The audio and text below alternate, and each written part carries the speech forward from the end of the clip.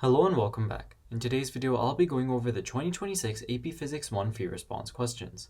Now, I didn't take this exam, but I am a university student now, so I should be able to answer these questions. So let's start with question 1. Water exits the nozzle of a fountain at some angle theta 0 above the horizontal, and at time t equals 0, a droplet of water exits this nozzle, follows this parabolic arc, reaches a maximum height of h1, and reaches the height that it started at time tf. Alright, let's see what we have to do. So on the axes shown here, sketch graphs of the horizontal and vertical components of the velocity. So of the velocity components actually. So let's remember what we know about projectile motion. If there's no net force present on the object, it just maintains its velocity. So for the horizontal velocity component, there's nothing acting on it. There's no net force. The net force is 0. So that means it's going to just maintain its positive velocity. And we say it's positive because it defines plus x to be in this direction. And the fountain launches the water droplet in this way. Now the vertical velocity component. There is a net force. It's gravity. Gravity is pointing downwards. So we know that the slope of our velocity graph is going to be negative. What about the starting velocity? Is it positive? Yes. We start by going up in the plus y direction. So our starting velocity is positive. And where should we intersect the x-axis here? Something I want to note that's interesting is that the time taken to reach height h1 is the same time taken to reach the height achieved at time tf. Because we leave with this velocity, and we have a vertical velocity of 0 here. The velocity here is going to be the same magnitude that it left with. So the time is going to be the same. So we're going to put a text box here and label this as TF divided by 2. So the line that we draw for our graph should intersect this point here. It should intersect at 0 at TF2. So the magnitude should be the same for the positive and negative parts. The magnitudes will be the same, it's just that they're different signs. This is positive, this is negative, and the slope is the gravity.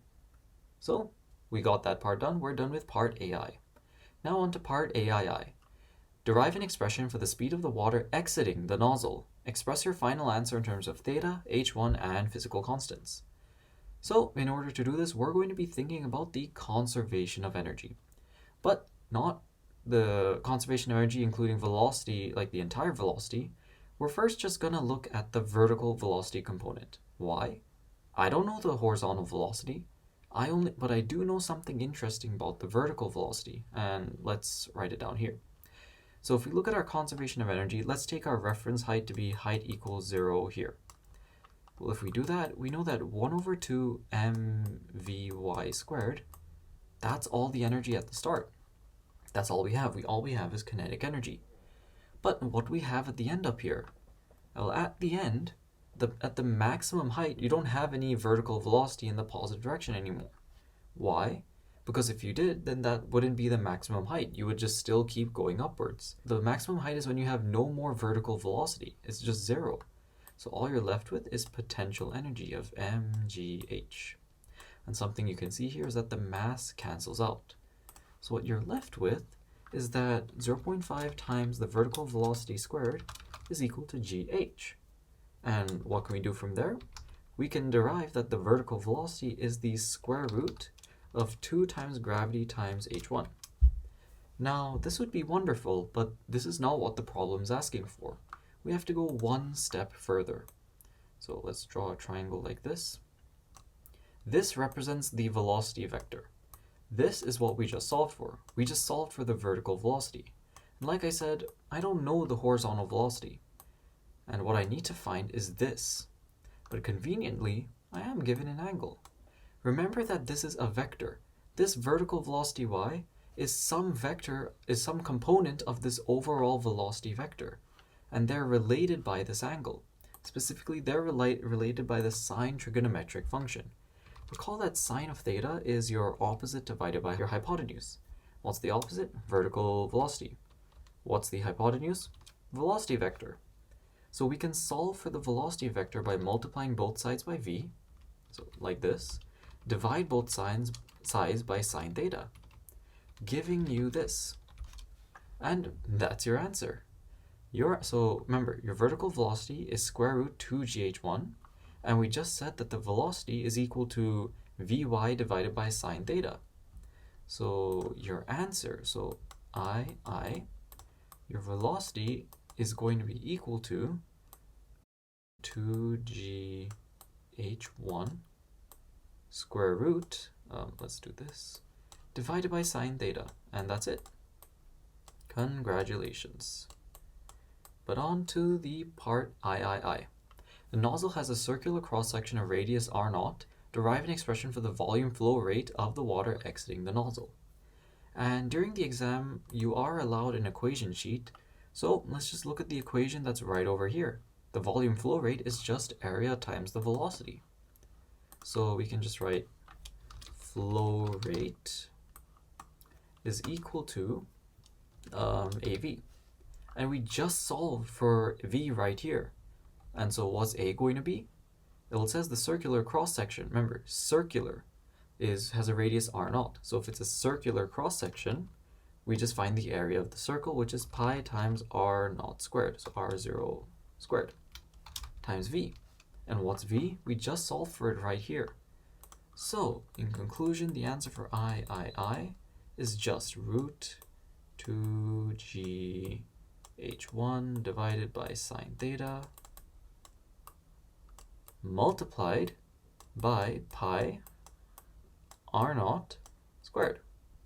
And there we go, that's part A, III. And now on to part B. We replace the fountain nozzle with a new nozzle that has a radius smaller than r0. So we're changing the circular cross-sectional area to be smaller. The water exits the new nozzle at the same angle theta, and the volume flow rate is the same as the original scenario. And a water droplet exits this new nozzle and reaches some maximum height h2. Indicate whether h2 is greater than, less than, or equal to h1. So my answer is actually going to be that h2 is greater. Why? Well, we're told that the volume flow rate is the exact same, but we have a smaller cross-sectional area. So we're constricting there, it's a smaller area that is going through. So if we think about that conservation, if the volume flow rate is related by area and velocity, if the area decreases, the velocity must increase. And what can we do with this information? We know that the angle theta is the same. So if the angle theta is the same, our velocity is greater. Our vertical velocity is now greater. So we have a greater kinetic energy in the vertical direction, which will mean that it will achieve a greater potential energy, which in turn means it reaches a greater height h2. So this is what I would answer. I could just say that we have the same volume flow rate, smaller area equals greater velocity to maintain the same flow rate. Greater velocity equals greater horizontal velocity, not horizontal, greater vertical velocity at the same angle theta. So a greater height is achieved. And now we're done with problem 1. Now let's start question 2. We have two small disks, R and S, on a straight horizontal track. At time t equals 0, disk R of mass m is located at this position, and it's moving to the right with speed v0. Disk S of mass 3m0 is just sitting here, it's not doing anything. And we have negligible frictional forces. At time t1, the disks collide, and right after the collision, disk R moves in the left direction, negative x, with speed 1/2 v0. Alright, let's see what we have to do. Draw arrows, so this is part A, Draw arrows on figure 3 to represent the momentum vectors of disk R and S after the collision. Okay, so before we go into this, we should be thinking conservation of momentum. We can see that before the collision, we have an arrow pointing to the right with 1, 2, 3, 4. Let's say these are 4 bars. Disk R has 4 bars, S has 0, so there's a total of 4. Let's say positive 4. There's positive 4 magnitude to the right. So here, how are we going to approach this? Well, remember that disk R originally had a velocity of v0 moving to the right, so its momentum magnitude is mv0. After the collision, it has a magnitude of 1/2 v naught. So this means that its momentum decreased by a half. So instead of +4, it's going to be having +2 bars. And it's not in the right, it's in the left now because we're moving in the negative x direction. So disk R is going to have 1, 2 bars like this. What about disk S? Remember what I said, conservation momentum.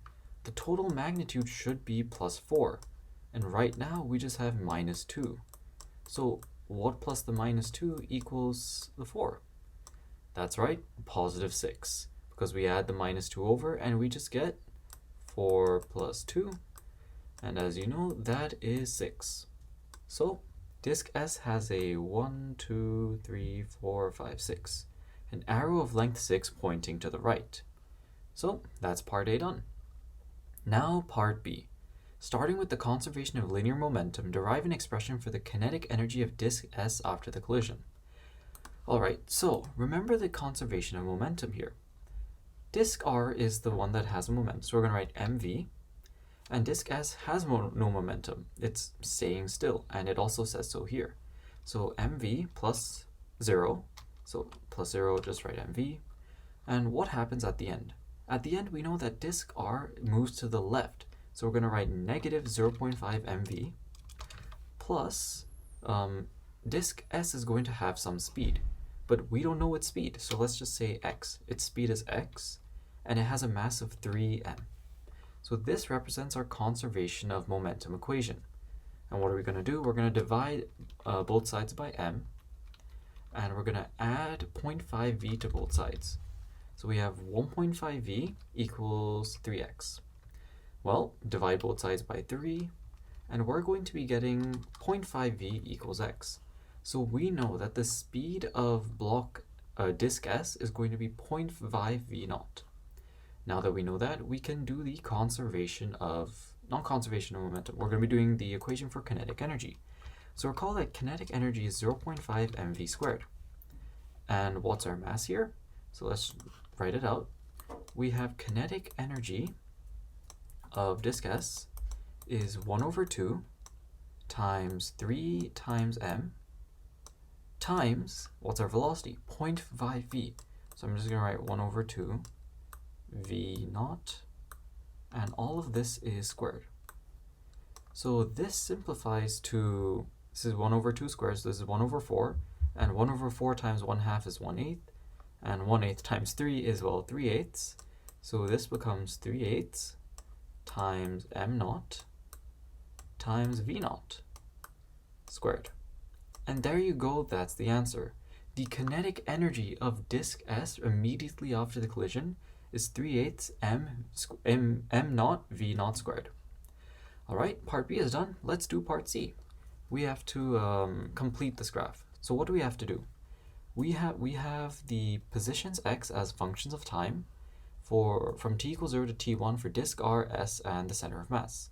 So on this graph, we have to draw 3 lines that represent the positions. So what can we do?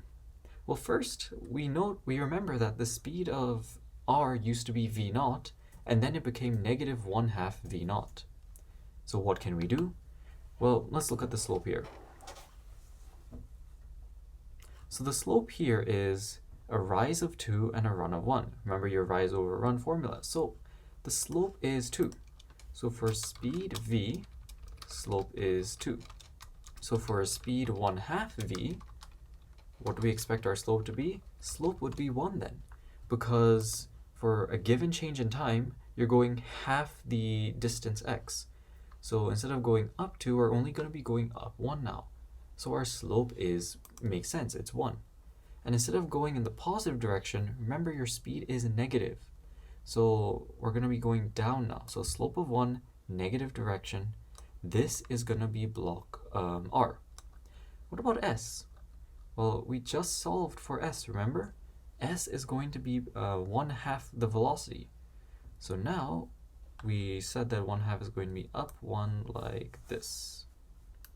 This is S. But what about the center of mass? Well, one thing you should remember in conservation momentum equations is that the velocity of the center of mass is constant. It remains unchanged. So all we have to do is continue this trend. And there you go. That's the center of mass. We'll write C. And that's the answer for part C. And on to the final part, part D. During the collision, the magnitudes of the changes in the momentum are this and this, delta PR, delta PS. Indicate whether these quantities are equal or not. And remember, we've been saying the whole time, conservation of momentum. The change in momentums are the same. That's the reason we can use conservation of momentum. So they're obviously going to be equal. And the fundamental physics principle, conservation of momentum. The impulse is going to be the same for acting on either block. So again, conservation of momentum right here. The change in momentums will be the same. That's the fundamental physics principle. Now we're going to be starting problem 3. So some students are doing an experiment with a block, and their main goal here is just to determine the coefficient of kinetic friction between this block of unknown mass and this horizontal surface. And they only have a meter stick. So what can we do? Well, we know that this is, there's no friction here. There's only friction here. So what can the students measure? Remember, all we have is a meter stick. So it's got to be some distance. Well, we're releasing it from the top of a ramp.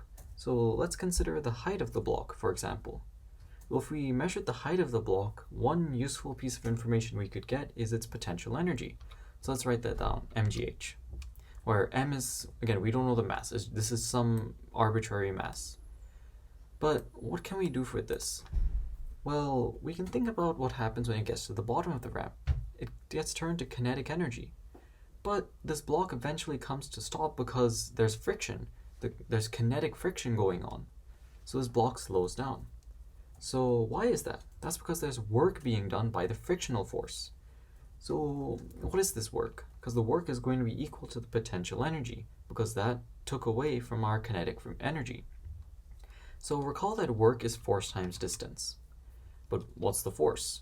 The force is your normal force times u. I'm going to write u, but this represents our coefficient of kinetic friction. And again, what's our normal force? We're on a flat surface, so this is just mg. So would you look at that? This is actually pretty interesting. We get mg on both sides. So what happens if we just divide both sides? We get that the height of the block is equal to the coefficient of kinetic friction times d. But what is d? Well, I was talking about the work being done. In that context, d was the distance that the block traveled on the rough surface. So that's exactly what it's going to be here. Starting from this point, wherever the rough surface begins, until wherever it stops, that is what d is. So actually, we just answered part AI. The quantities that a student could measure is the height and the distance that the block travels on the rough surface before it comes to a stop. If you graphed this with height on the y-axis and distance on the x-axis, your slope is the value for the coefficient of kinetic friction. And part AII, describe a method to reduce experimental uncertainty. Well, one very simple method you could do is just do several trials. So AII, do several trials for a given height and take the average of those trials. There you go. Next one, part B. So indicate the quantities that a student can graph on the horizontal and vertical axes to create a linear graph that can be used to determine mu k. Oh, well, we explained that previously, but let's do that again. So what we're going to be graphing is, as we said previously, our height is on the y-axis, distance for the block to stop on the rough terrain, rough surface, is on the x-axis. And the slope is u. We're going to bring this down. And the slope is u. That's it. So, oh, that's the next one. Okay, well, anyway, the height is on the y-axis, and the distance for the block to stop on the rough surface is the x-axis. All right, briefly describe the relationship between mu k and a feature of the graph. Well, that's it. The slope of the graph of h plotted against... So the slope of the graph of h versus the distance for the block to stop on the rough surface, that's the coefficient of kinetic friction. So I guess we could just write that. U equals the slope. So let's move on. So now let's do part C and D. So in part C and, well, D, the students release a block from rest on a rough ramp like this. And so there's a photo gate here. And when the block passes through the photo gate, it records the velocity of the block. So it moves some distance d, and we record the velocity. And again, we're trying to find the coefficient of kinetic friction. So we repeat this experiment several times for different release distances, and we record d and v, so distance and velocity. And the students already do the work for us. They tell us that velocity squared is equal to this. And we want to determine mu k, and the students create a graph with d on the horizontal axis. Okay, so label the vertical axis of figure 3 with the measured or calculated quantity. Include units as appropriate, and the graph quantity should yield a linear graph. So this part I believe you could do yourself, as you've probably already calculated this on the AP test, but I'm going to be telling you what you should probably be graphing. Remember that we've already graphed d, so this is already on the x-axis. And if you thought of this as an equation like y equals mx, well, your x is right here, so it's right here. You can see the correlation that y should be v squared. So what you should be graphing here is v squared. And remember to always put your units, so your units are meters squared divided by seconds squared. And that's the answer. All you have to do is take all of these values, square them, and plot them. And then put it at the corresponding distances, of course. And the slope of that is going to be equal to, so slope equals 2g sine 30 minus u cosine 30. And all you have to do from here is solve for u. So what you could do is just multiply the 2g out. So you're going to have this, 2g here. We could subtract 2g sine 30 from both sides, minus 2g sine 30. And we're just going to divide both sides by negative 2g cosine 30. So divide by negative 2g cosine 30. And there you go. That's what the value of u is. Just take your slope and plug it into this equation. So that's what part C is going to be. And part D, I'm sure you know how to calculate, so good luck, and let's move on. Now we're doing the final question, question 4. So we have two toys here, and they have the same radius, but different rotational inertias. So this one has a rotational inertia of ix, and this has a rotational inertia of 1 over 2 times ix. And what's happening here is that both have a string of length L wrapped around them, and it's being unwound, so constant horizontal force is being applied. And at the end of the force being applied, toy x has an angular speed of omega x, toy y has an angular speed of omega y. Now, are the speeds different? Because that's part A, that's the first question. And yes, it is different because omega y will be greater, but why? Why will omega y be greater? And it says don't use any equations here, or try not to. Let's think about it. What is rotational inertia, or inertia in general? Rotational inertia is the resistance to a change in motion. If you have a large inertia, you are resisting changes in motion. If you have a small inertia, you aren't resisting changes in motion that well. So if we did this qualitatively, a lower rotational inertia, let's write that properly. Inertia indicates a lower resistance to a change in motion, meaning that for a given, and let's increase the space, given amount of work done, an object with a lower rotational inertia will have a greater change in angular speed, in angular velocity. And that's it. That's the answer for part A. Let's increase the size, and there we go. We'll put this up down here, up here. This works. There. So let's move on to the next part, part B. And this is when we're deriving an equation. Starting with the work energy theorem, or Newton's second law in rotational form, derive an expression for the angular speed omega x of toy x at the instant the string loses contact with the axle. So begin your derivation by using an equation from the reference information. Well, I really hope there's an equation here that can help us, and luckily there is. If we look over here, we get that the angular acceleration of a system times the inertia is equal to the net torque. And that's fantastic. So I'm going to be writing torque as T here. So torque is equal to I alpha, and I'm going to be writing alpha as A. So we know torque is equal to I alpha, but what is torque? Torque is force times radius. So, and since it's completely perpendicular here, we can just write F times R is equal to I alpha. So we have this much so far. But now let's solve for alpha. So if we solve for the angular acceleration, we get the force times the radius divided by the rotational inertia, or Ix, is equal to your angular acceleration. But what are we going to do from here? Well, if we go back to our amazing reference sheet, we get another equation that can help us. And it's going to be this one over here.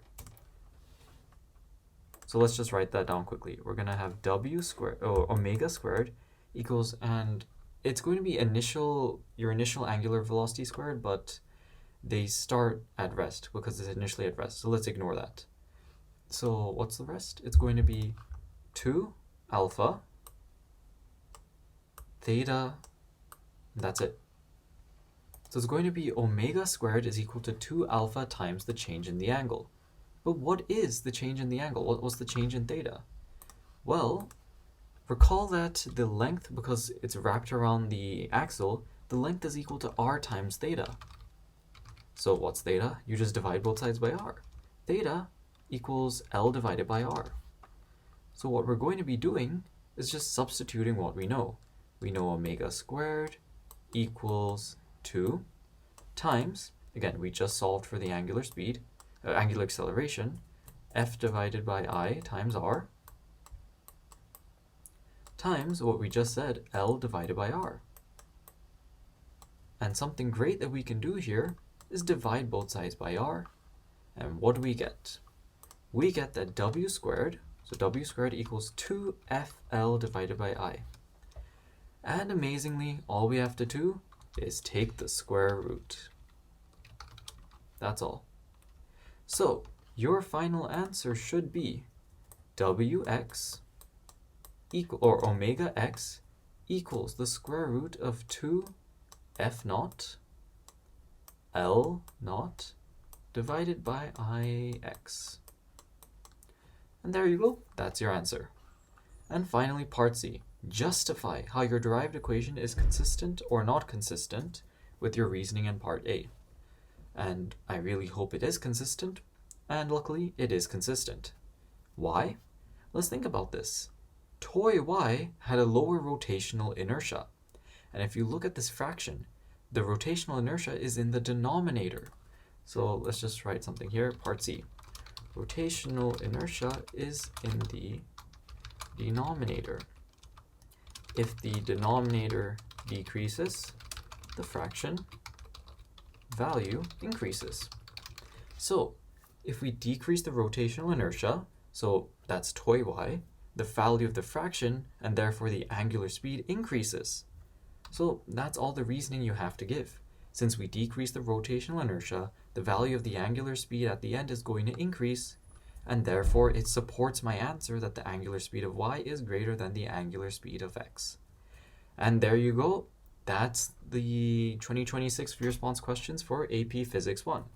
I hope your AP exam week is going fantastic, and I hope you do well on this exam. If you have any questions, let me know in the comment section down below. Otherwise, goodbye.